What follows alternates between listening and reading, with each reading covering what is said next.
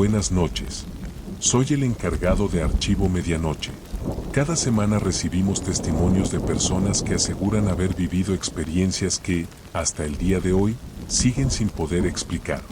El expediente de esta noche fue enviado por un conductor del metro de la Ciudad de México con más de 15 años de servicio.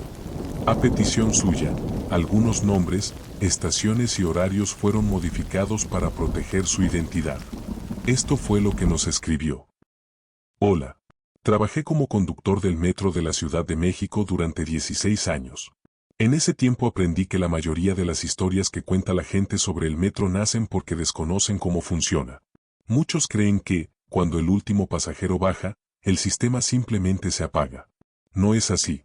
Cuando las estaciones cierran, todavía quedan varios movimientos por hacer. Hay trenes que deben regresar a talleres. Otros se acomodan para iniciar el servicio del día siguiente. Y algunos simplemente recorren varios kilómetros completamente vacíos. Eso era parte de mi trabajo. Nunca tuve miedo de conducir un tren sin pasajeros. Hasta aquella madrugada. Era martes. Lo recuerdo porque los martes normalmente había muy poco movimiento. Mi turno había terminado cerca de las 12:30 de la noche. Solo faltaba trasladar un convoy desde Universidad hasta Las Cocheras. Era un recorrido rutinario. Sin pasajeros. Antes de salir, personal de seguridad revisó cada vagón. Yo mismo observé por los monitores. No había absolutamente nadie. Recibí autorización por radio. Las puertas se cerraron. Y el tren comenzó a avanzar. Conducir un tren vacío es extraño. Durante el día siempre escuchas conversaciones, pasos, teléfonos sonando o niños jugando.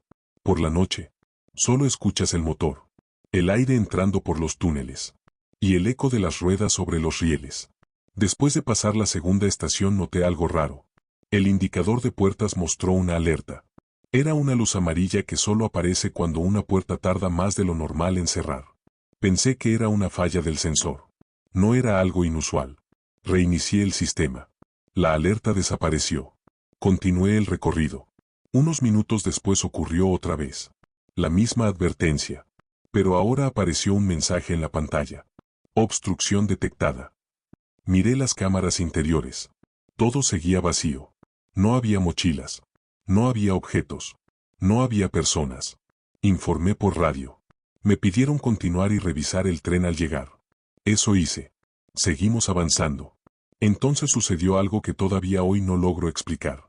Mientras observaba las cámaras, vi movimiento en el último vagón. Fue apenas un segundo. Como si alguien hubiera cruzado frente a la cámara. Pensé que mis ojos me estaban jugando una mala pasada. Volví a revisar. Nada. Las cámaras seguían mostrando todos los vagones vacíos. Respiré tranquilo. Quizá había sido un reflejo. Continué conduciendo. Faltaban pocas estaciones para llegar. Entonces, volví a mirar los monitores. Y ahí estaba. Un hombre sentado completamente solo. En el último asiento del último vagón. Vestía pantalón oscuro. Una chamarra gris. Llevaba una pequeña mochila entre las piernas. No hacía absolutamente ningún movimiento. Ni siquiera parecía respirar. Sentí un escalofrío. Era imposible. Yo había visto el tren vacío minutos antes. Tomé el radio. Control, tengo una persona dentro del convoy. Del otro lado hubo silencio. Después respondieron. ¿Cómo ingresó? No lo sé, pero está sentado en el último vagón. Me ordenaron detener el tren en la siguiente estación. Las puertas se abrieron. Esperamos varios segundos. Nadie descendió. Miré la cámara. El hombre seguía sentado. Inmóvil. Las puertas volvieron a cerrarse. El tren arrancó. Seguí observándolo. No levantaba la cabeza. No cambiaba de postura. Solo permanecía ahí, como si estuviera esperando algo. Control decidió enviar a 2 elementos de seguridad para recibir el convoy en Las Cocheras. Me pidieron no abandonar la cabina. Los minutos se hicieron eternos. Yo no podía dejar de mirar esa pantalla. Entonces ocurrió lo peor. El hombre levantó lentamente la cabeza. Y miró directamente a la cámara. No hacia mí. Hacia la cámara. Como si supiera exactamente dónde estaba.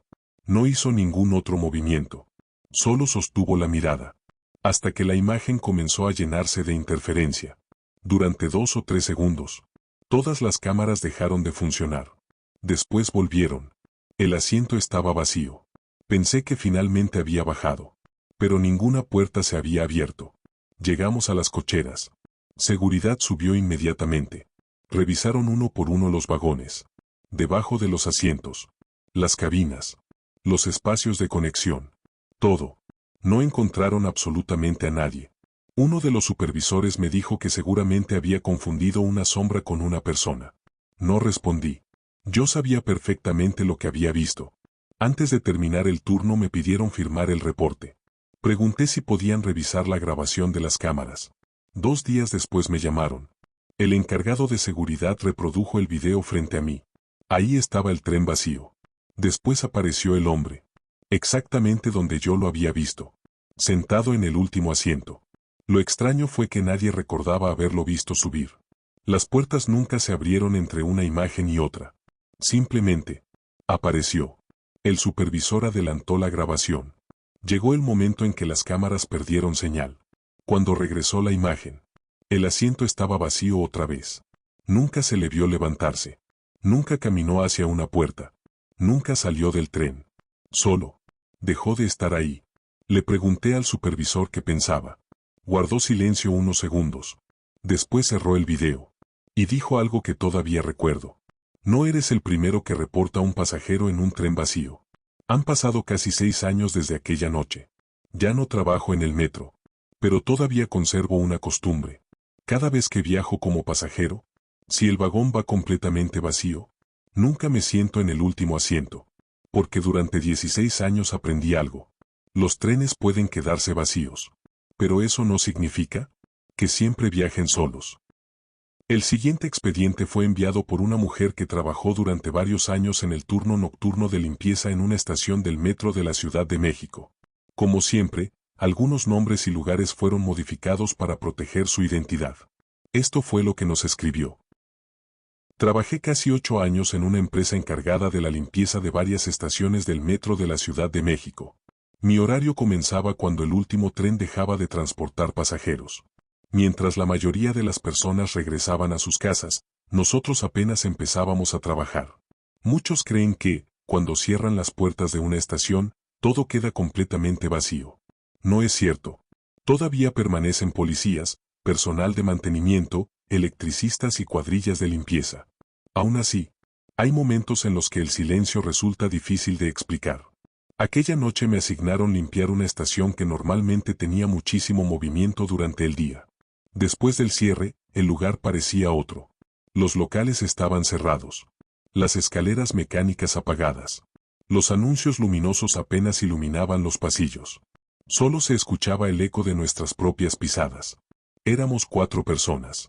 Cada una tenía asignada una zona diferente. A mí me tocó limpiar el andén con dirección al norte. Poco antes de las 2 de la mañana terminé de barrer. Mientras cambiaba una bolsa de basura escuché el sonido del sistema de altavoces. Ese sonido corto que siempre antecede a un anuncio. No le di importancia. Pensé que algún supervisor iba a comunicar algo. Entonces una voz dijo: próximo tren, arribo en 1 minuto. Permanezca detrás de la línea amarilla. Me quedé inmóvil. Eso no tenía sentido. El servicio había terminado hacía más de 1 hora. Además, la corriente eléctrica de las vías ya había sido suspendida para permitir los trabajos de mantenimiento. Tomé mi radio y pregunté si alguien había activado el sistema. Nadie respondió. Pensé que tal vez había escuchado mal. Continué trabajando. 1 minuto después, volvió a sonar el altavoz. La misma voz. El mismo mensaje. Esta vez mucho más claro. Sentí un escalofrío. Miré hacia el túnel. Solo había oscuridad. En ese momento escuché algo más. Muy a lo lejos. El sonido de un tren acercándose. Primero fue un rumor metálico. Después el rechinar de las ruedas. Finalmente, ese viento tan característico que siempre antecede a la llegada de un convoy. Era exactamente igual. Como cualquier otro tren. Me acerqué al borde del andén. Podía escuchar perfectamente cómo se aproximaba. Incluso vi reflejos de luz dentro del túnel. Instintivamente di un paso hacia atrás. Esperé. El ruido era cada vez más fuerte. Más cerca. Más cerca. Y de pronto, silencio. Absoluto. El viento desapareció. Las luces dejaron de reflejarse. El tren nunca salió del túnel. No había absolutamente nada. Sentí que la piel se me erizaba. En ese momento otro compañero llegó corriendo. Me preguntó si también había escuchado el anuncio. Le respondí que sí. Él solo dijo: vámonos de aquí. Recogimos el equipo y regresamos con el resto del personal. Cuando comentamos lo ocurrido, uno de los policías nos dijo que seguramente el sistema había fallado. Nadie insistió. Pero antes de retirarnos, un trabajador de mantenimiento, ya bastante mayor, nos llamó aparte. Nos preguntó exactamente qué habíamos escuchado. Se lo contamos. Guardó silencio unos segundos. Después dijo algo que jamás olvidé. Hace muchos años, antes de que modernizaran esta línea, un tren quedó detenido dentro del túnel por una falla eléctrica. Los pasajeros fueron evacuados. Pero uno de los trabajadores que intentaba restablecer el servicio nunca salió. No volvió a encontrarse. Pensé que solo era una historia para asustar a los nuevos. Hasta que, unas semanas después, volvió a tocarme esa misma estación. Eran casi las 2 de la mañana. Mientras limpiaba el mismo andén, el altavoz volvió a sonar. Esta vez no anunció un tren. Solo dijo una frase. Con una voz completamente calmada. Por favor, aléjense del borde del andén. Levanté la vista inmediatamente. No había nadie. El sistema permaneció en silencio. Desde entonces pedí que nunca más me asignaran esa estación. Años después dejé ese trabajo. Todavía utilizo el metro con frecuencia. Y cada vez que escucho un anuncio por los altavoces, por un instante recuerdo aquella madrugada. Porque sigo convencida de algo. Aquella noche, sí llegó un tren. Solo que, no era un tren que nosotros pudiéramos ver. El último expediente de esta noche fue enviado por un policía auxiliar que prestó servicio durante varios años en distintas estaciones del metro de la Ciudad de México. Como siempre, algunos nombres y lugares fueron modificados para proteger la identidad de las personas involucradas. Esto fue lo que nos escribió. Fui policía auxiliar durante casi 9 años. La mayor parte de mi trabajo consistía en vigilar estaciones del metro durante el horario de servicio. Pero de vez en cuando también nos asignaban permanecer después del cierre para apoyar al personal mientras terminaban las revisiones nocturnas. Esos turnos eran completamente distintos. Un lugar por el que durante el día pasaban miles de personas. De pronto quedaba vacío. Sin vendedores. Sin música. Sin conversaciones. Solo el eco de tus pasos. Aquella noche me asignaron revisar los andenes antes de que cortaran completamente la energía de las vías. Era un procedimiento rutinario. Debíamos asegurarnos de que ningún pasajero hubiera quedado dentro de la estación. Recorrí los primeros pasillos sin encontrar nada. Las bancas estaban vacías. Los locales cerrados. Todo parecía normal. Cuando llegué al último andén lo vi. Un niño. Tendría unos 7 u 8 años. Estaba sentado solo en una banca, balanceando lentamente las piernas. Vestía un suéter azul y un pantalón de mezclilla. Miraba fijamente hacia las vías. Lo primero que pensé fue que se había separado de sus padres antes del cierre. Me acerqué despacio para no asustarlo. Buenas noches, campeón. ¿Dónde están tus papás? El niño levantó la vista. Tenía una expresión completamente tranquila. Como si esperara a alguien. Me respondió con una voz muy baja. Mi mamá viene en el siguiente tren. Miré las vías. Sabía perfectamente que ya no habría más servicio. Sonreí para tranquilizarlo. Ya no van a pasar trenes por hoy. Vamos a buscar a tu mamá. Negó lentamente con la cabeza. Sí va a pasar. Siempre pasa. Sentí un poco de preocupación. Tomé el radio para avisar que había encontrado a un menor solo. Mientras esperaba respuesta no le quité la vista de encima. Volví a preguntarle su nombre. No respondió. Solo seguía mirando hacia el túnel. En ese momento el radio comenzó a emitir estática. No entendía lo que decían. Di media vuelta apenas unos segundos para intentar escuchar mejor. Cuando terminé de responder, volví a mirar la banca. Estaba vacía. Pensé que el niño había corrido. Revisé detrás de las columnas. Los pasillos. Los baños. No había nadie. Era imposible. No había pasado ni medio minuto. Además, la única salida estaba detrás de mí. Pedí apoyo. Otros 2 compañeros comenzaron a revisar toda la estación. No encontramos absolutamente a nadie. Uno de ellos revisó las cámaras de seguridad. Regresó unos minutos después con una expresión extraña.